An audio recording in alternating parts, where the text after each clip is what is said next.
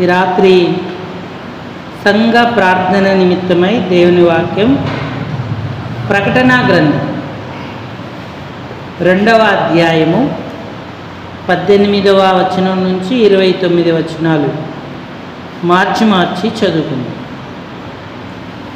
ప్రకటన గ్రంథము 2వ అధ్యాయము 18 నుంచి 29 వరకు. తుయతైరలో ఉన్న సంఘపు దూతకు ఇలాగు వ్రాయుము: అగ్నిజ్వాల వంటి కన్నులను, అపరంజిని పోలిన పాదములను గల దేవుని కుమారుడు చెప్పు సంగతులేవనగా, నీ క్రియలను, నీ ప్రేమను, నీ విశ్వాసమును, నీ పరిచర్యను, నీ సహనమును నేను ఎరుగుదును. నీ మొదటి క్రియల కన్నా నీ కడపటి క్రియలు మరి ఎక్కువైనవని ఎరుగుదును. అయినను నీ మీద తప్పు ఒకటి మోపవలసి ఉన్నది. నేను తప్పు ఒకటి మోపవలసి ఉన్నది. ఏమనగా, తాను ప్రవక్తినని చెప్పుకొనుచున్న యెజబెలను స్త్రీని నీ ఉండనిచ్చుచున్నావు. జారత్వము చేయుటకును, విగ్రహములకు బలి ఇచ్చిన వాటిని తినుటకును అది నా దాసులకు బోధించుచు వారిని మోసపరచుచున్నది. మార్గమనసు పొందుటకు నేను దానికి సమయం ఇచ్చితిని గాని అది తన జారత్వము విడిచిపెట్టి మారుమనసు పొందగలదు.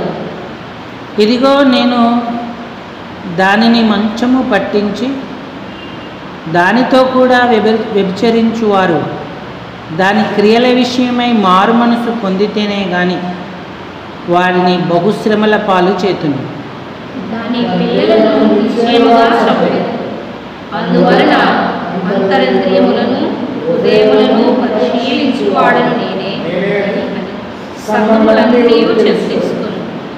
మరియు మీలో ప్రతి వానికి వాని క్రియల చొప్పున ప్రతిఫలమిచ్చేదను. అయితే తుయతైరలో కడమవారైన మీతో, అనగా ఈ బోధను అంగీకరింపక సాతాను యొక్క గూఢమైన సంగతులను ఎరగమని చెప్పుకొని వారందరితో నేను చెప్పుచున్నదేమనగా, మీ పైన మరి ఏ భారము పెట్టను. నేను వచ్చే వరకు మీకు కలిగి ఉన్న దానిని గట్టిగా పట్టుకోండి.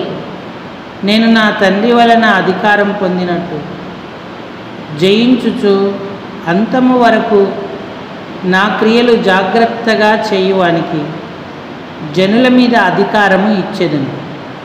అతడు ఇనుపదండముతో వారిని ఏలును, వారు కుమ్మరి వాని పాత్రల వలె పగలగొట్టబడుదురు. మరియు అతనికి 29 అందరం చదువుదాం. సంఘములతో ఆత్మ చెప్పుచున్న మాట చెవిగలవాడు వినుగాక. చాలండి. చదువుకున్న లేఖన భాగం చేరిరాగలిగిన మన హృదయాలకు మన ప్రభు యొక్క ప్రత్యక్షత ప్రసన్నతలను పొందుటకు హెచ్చరికగా, పురికొల్పుగా, ఆశీర్వాదకరంగా, దీవెనకరంగా ప్రేమగల దేవుడు చేయునుగాక. ఆమేన్. ప్రభు ప్రజలారా, ప్రభునందున్నటువంటి ప్రియమైన వారులారా, మనం దేవునిని సేవించుటకు పిలువబడిన వారం.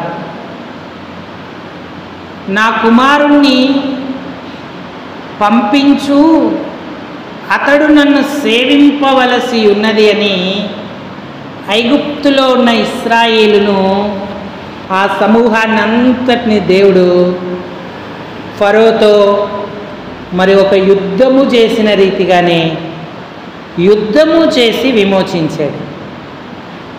మనము ఆయనను సేవింపవలసిన వారం. అందుకే యెహోషువ కూడా ఏమన్నాడంటే, నేనును నా ఇంటి వారలు యెహోవానే సేవించెదము అన్నాడు. మరి సంఘముగా, దేవుని బిడలముగా, వ్యక్తిగతంగా, కుటుంబముగా ఎంతగా ఆయనను సేవిస్తున్నాం. ఆదిమ సంఘం ఆయనను సేవిస్తూ వచ్చింది. సేవించడం అంటే స్తుతించడము సేవించడమే, ప్రార్థించడము సేవించడమే, ఉపవాసం ఉండడము కూడా సేవించడమే. దానియేలు ఇట్టి శాసనం సంతకము చేయబడినని తెలుసుకొనినను యెరూషలేము తట్టు కిటికీలు తెరిచి అనుదినం ముమ్మారు మోకరిల్లి ప్రభువును స్తుతిస్తూ ప్రార్థిస్తూ వచ్చాడు. అట్లు ఆయన ప్రభువును సేవిస్తూ వచ్చేను అని లేఖనం సెలవిస్తూ ఉంది. చూడండి, దానియేలు గ్రంథం, దానియేలు గ్రంథంలో 6వ అధ్యాయం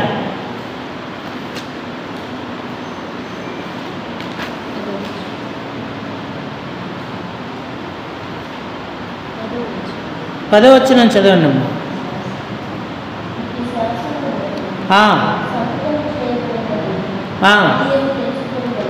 తెలుసుకొని నన్ను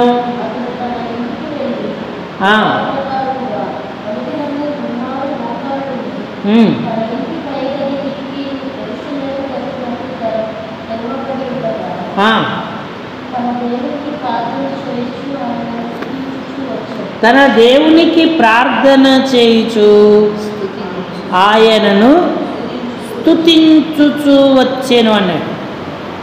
ఇక తర్వాత దానియేలును పట్టుకున్నారు. రాజు కూడా విడిపించలేనటువంటి పరిస్థితిలో ఉన్నాడు. రాజు బహు వ్యాకుల పడ్డాడు.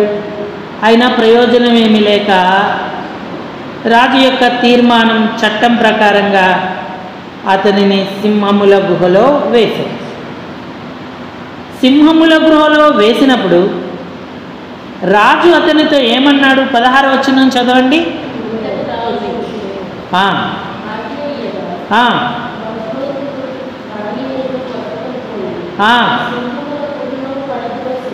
సింహముల గృహలో పడద్రోసి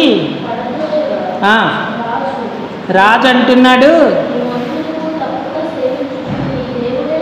నీవు అనుదినం తప్పక సేవించుచున్న నీ దేవుడే. దానియేలు సేవిస్తున్నాడంటే ఏం చేస్తున్నాడంటే దేవుణ్ణి స్తుతిస్తూ ఉన్నాడు, దేవునికి ప్రార్థన చేస్తూ ఉన్నాడు. అంతేగా దానియేలు కూడా తెల్లవారిన తర్వాత రాజు కూడా మళ్ళా అదే మాట మాట్లాడుతున్నాడు. 20వ వచనంలో అతడు గుహ దగ్గరికి రాగానే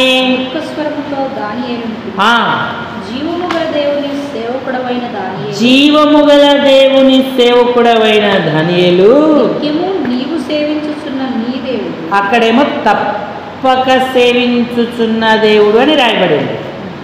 ఇక్కడ అంటున్నాడు నిత్యము నీవు సేవించుచున్న నీ దేవుడు అంటే నిన్ను రక్షింపగలిగేనా అని అతన్ని అడిగాడు. దానియేలు దేవుణ్ణి సేవిస్తున్నాడు. అందుకు రుజువు ఏంటి అంటే తప్పక నిత్యము స్తుతిస్తున్నాడు, ప్రార్థన కూడా చేస్తున్నాడు. అనుకూల పరిస్థితులైనా ప్రతికూలమైన పరిస్థితులైనా. మరి నేడు మనం అలాంటి అనుభవాన్ని కలిగి ఉన్నామా? అలాగే ఆదిమ సంఘం స్తుతించడం ప్రార్థించడమే కాదు, అలవాటుగా ఉపవాసము చేస్తూ వారు ప్రభువును సేవిస్తున్నారు. అపోస్తలుల కార్యములు 13వ అధ్యాయము 2వ వచనం. అపోస్తలుల కార్యాలు 13వ అధ్యాయము 2వ వచనం. వారు ప్రభువును సేవించుచు ఉపవాసము చేయుచుండగా పరిశుద్ధాత్ముడు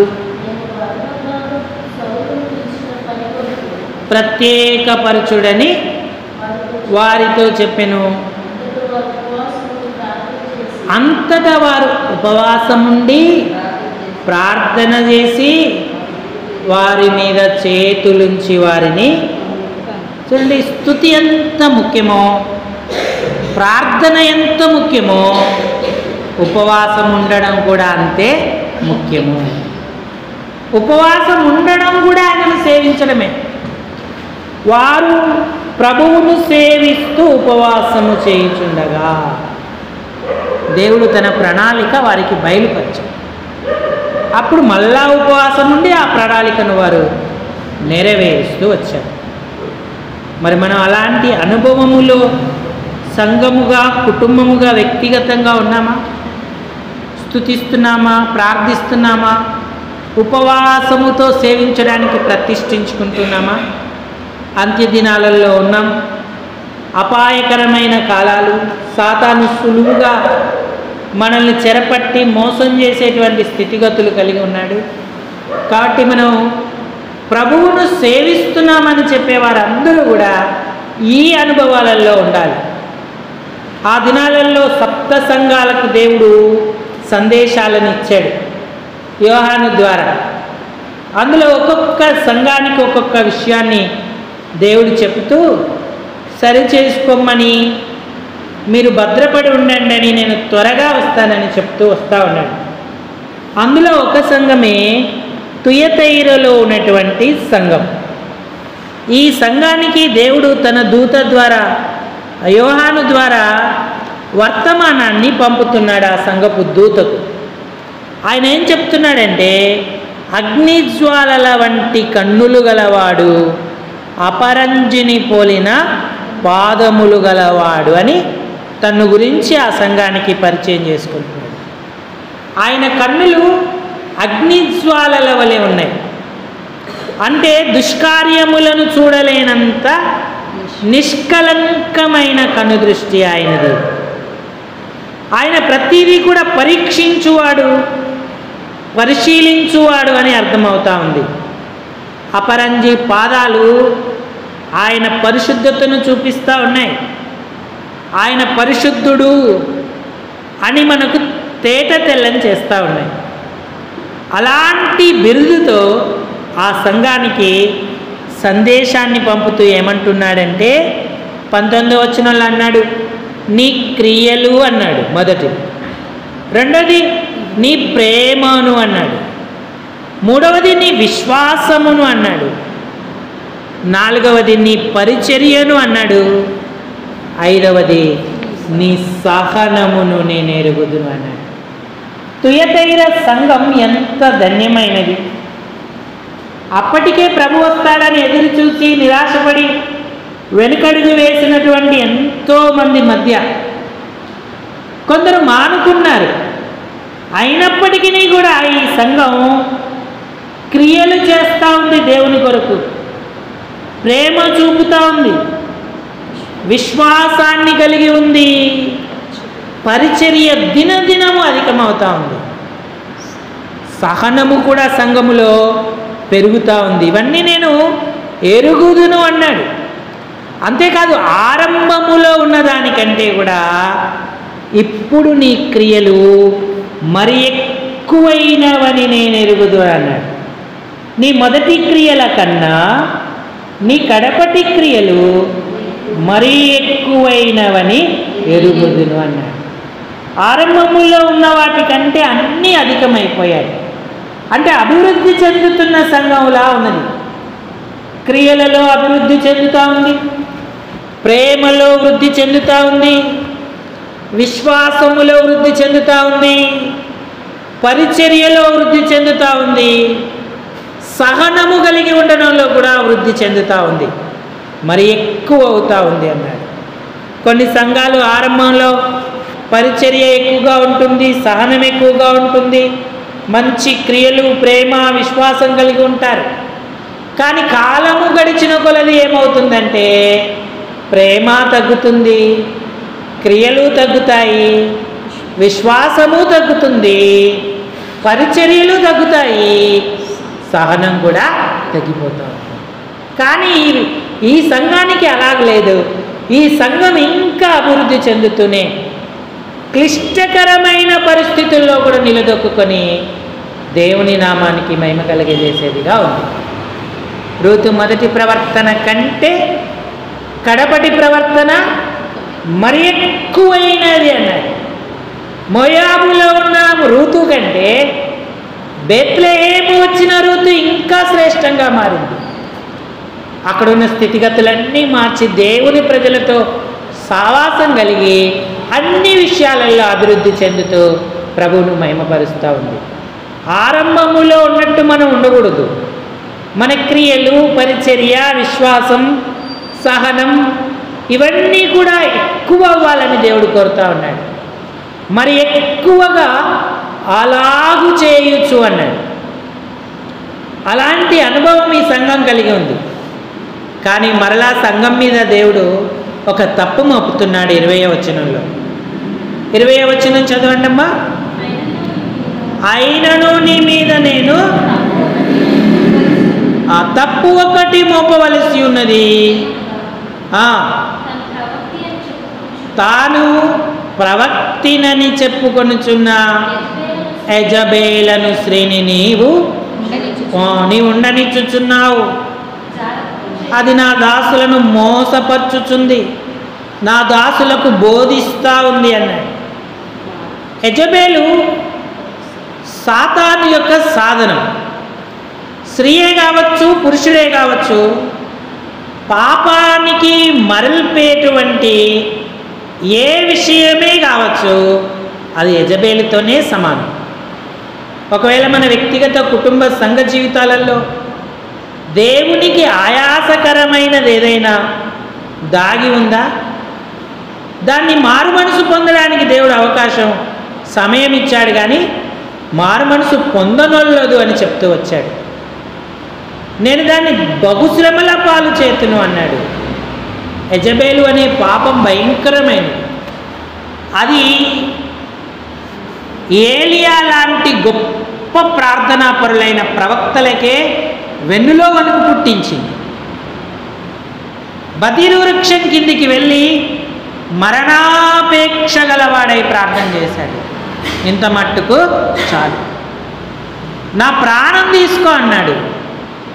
ఆకాశం నుంచి అగ్నిని రప్పించాడు. యెహోవాయే దేవుడని రుజువుపరిచాడు. ఏలియా ఎంత ఆత్మశక్తి గలవాడు, కానీ ఒక చిన్న మాటకి మిక్కిలి భయం చెంది పారిపోవలసి వచ్చింది. అలాంటి పాపము ఈ తుయతైర సంఘంలో అనేకులను మోసపుచ్చుచు చెరపడతా ఉంది. దేవుడు అవకాశం ఇస్తూ ఉన్నాడు. నేను అంతరేంద్రియములను హృదయములను పరిశీలించువాడను, పరీక్షించువాడను అని చెప్తూ మీలో ప్రతి వానికి వాని క్రియల చొప్పున ప్రతిఫలం ఇస్తాను. కాబట్టి మీరు మారు మనసు పొందండి అని సంఘానికి హెచ్చరిక చేస్తూ ఉన్నాడు. అంతేకాదు, కొందరికి ఈ సంగతులు ఏమీ తెలియవు, ఆ బోధమేమి ఎరగం అనేవారందరితో దేవుడు ఏమంటున్నాడంటే, మీ పైన మరి ఏ భారము నేను పెట్టను, నేను వచ్చు వరకు మీకు కలిగి ఉన్న దానిని గట్టిగా పట్టుకొనుడి అన్నాడు. తుయతైర సంఘం ఏం పట్టుకోవాలి? పట్టుకోవలసింది పట్టుకుంటే సాతాను మనల్ని ఏమీ చేయలేదు. ఈ సంఘం ఏం పట్టుకోవాలంటే అపోస్తుల కార్యములు 2వ అధ్యాయము 42వ వచనం. అపోస్తలులు 2:42. వీరు అపోస్తలుల బోధయందును సహవాసమందును రొట్టె విరుచుటయందును ప్రార్థన చేయుటయందును ఎడతెగకయుండిరి అన్నాడు. ఆదిమ సంఘం అదే పట్టుకుంది. ఇప్పుడు తుయతైర సంఘానికి కూడా అంటున్నాడు, నీకు కలిగి ఉన్న అపోస్తుల బోధ పట్టుకో, సంఘ సహవాసాన్ని పట్టుకో, ప్రభు యొక్క రక్తదేహాలను పట్టుకో, ఎడతెగక జరుగుతున్న ప్రార్థనను గట్టిగా పట్టుకో అంటూ ఉన్నాడు. అప్పుడు దేవుడు మనకు జయమిస్తాడు, అధికారం ఇస్తాడు, ఏలుబడి చేస్తాం, వేకువ చుక్కను కూడా ఇస్తానని వాగ్దానం చేస్తూ ఉన్నాడు. ఈ ఈ అంత్య దినాలలో అపాయకరమైన కాలాల మధ్య దేవుడు నీకు ఇచ్చిన అపోస్తుల బోధ, సావాసం, రట్టెవిల్చుట, ప్రార్థన చేయటను గట్టిగా పట్టుకుంటున్నావా? అప్పుడు లోకం మీదకి వచ్చే ఏది కూడా నిన్నేం చేయలేదు. యెజబెలు క్రియలు, అబద్ధ పాపాలు అన్నీ కూడా పారిపోతాయి. వాక్యాన్ని పట్టుకున్న సంఘానికి దేవుడు విజయం ఇస్తున్నాడు. కేవలం ఈ తుయతైర సంఘానికే కాదు, ఫిలదెల్ఫియా సంఘానికి కూడా ఈ మాట చెప్తా ఉన్నాడు. 10వ వచనం చదవండి. నీవు నా 3వ అధ్యాయము ప్రకటన గ్రంథం 10వ వచనం. నీవు నా ఓర్పు విషయమైన వాక్యమును గైకొంటివి గనుక ఆ వాక్యమును గైకొంటివి గనుక భూనివాసులను శోధించుటకు లోకమంతటి మీదికి రాబోవు శోధన కాలంలో లోకమంతటి మీదికి రాబోవు శోధన కాలములో నేనును నిన్ను కాపాడేదను. నేను త్వరగా వచ్చుచున్నాను. ఎవడును నీ కిరీటము అపహరింపకుండానట్లు నీకు కలిగిన దానిని గట్టిగా పట్టుకొనుము అన్నాడు. సంఘాలన్నీ తెలుసుకోవాల్సిన సంగతి, మనకు కలిగిన అపోస్తుల బోధను, సావాసాన్ని, రొట్టె విరుచుటను, ప్రార్థన చేయటను గట్టిగా పట్టుకుంటే ఏ శోధన కాలం మనల్ని ఏమీ చేయలేదు. ఎలాంటి సాతాను వాని అనుచరులు మనల్ని ఏమీ చేయలేదు. అందుకే సంఘ సావాసం దేవుడు మన మీద తప్పు మోపకుండా సరిదిద్దుకునే గొప్ప అవకాశం. ఒకవేళ తప్పు మోపిన మారు మనసు పొందడానికి ఇచ్చే అవకాశాన్ని కృపతో తీసుకొని ఆయన కృపను బట్టి బలపడే ధన్యత మనకు కలుగుతూ ఉంది.